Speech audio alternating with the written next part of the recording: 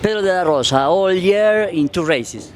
Yes, we are really happy to be here. I mean, it's an absolute privilege to end up a season going into the last 2 races, last race weekend, with options of winning both championships or fighting for both championships. I think that as a team we should be very proud of actually having this chance, and it's not very common in motor racing that you get to a second season, consecutive season, with chances of winning both championships on the last race event. It's going to be tough, but it's a beautiful challenge. It's not usually, especially in Formula E, that is an unpredictable category, and anyone can know what happened from some minutes to the other minutes, and to fight for the championship in second time and probably win for second time is very, very, very good. Well, it's been an absolute roller coaster season, because there have been races, there have been 3 races in a row, for example, that we didn't get any points. And then we went down in the category, in the classification. Then we came up back again strongly, but it's been so competitive this season. I mean, we're just luckily first, but actually, you know, there's many times where we've been far away from being first. So this just proves how competitive it is. I think that this year the fact that the qualifying has been based on the quali groups, you know, on the championship positions, have made it extremely difficult to be consistent. You can be very fast, but actually be the fastest in Group 1 and actually qualify P17.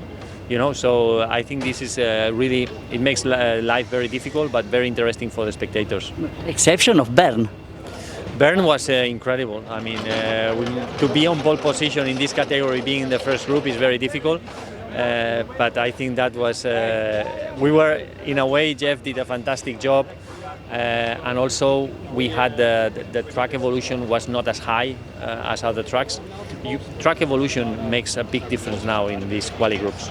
If you had to say some difficult moment in this season, exception of course these 2 races, 2 final races that we can know what can happen, but which can be? Well, we've had I think Mexico was a very low point for us. We had Jeff. He had an accident with Piquet. We were slow generally. I mean, we've always been very competitive, but in Mexico it's one of the races that we didn't really understand then what happened, but we were genuinely slow, or slower than what we expected other teams, because there's many races this season that we've come out with a bad result, but we had the potential to finish in the podium. So in a way we were relaxed and, you know, and confident that we could come to the next race and do a good result. But in Mexico, we were a bit lost at that point. So I think it was the lowest point of the season. But then we had on Monday, we had the test, and we tested many different parts and concepts. And I think there we found really again the winning line or direction. So I think the Mexico was a key point for us. The strategy here will be attack, or will we see what happened with the rivals?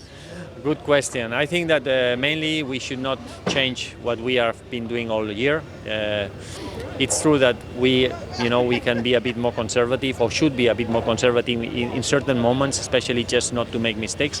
But generally, we are not going to change much our concept, because that's where it has put us in this position for 2 years. So Tichita we're a team that we always push the limits, and we are well known for that, you know, so we won't change much. Thank you very much and good luck. Thank you very much.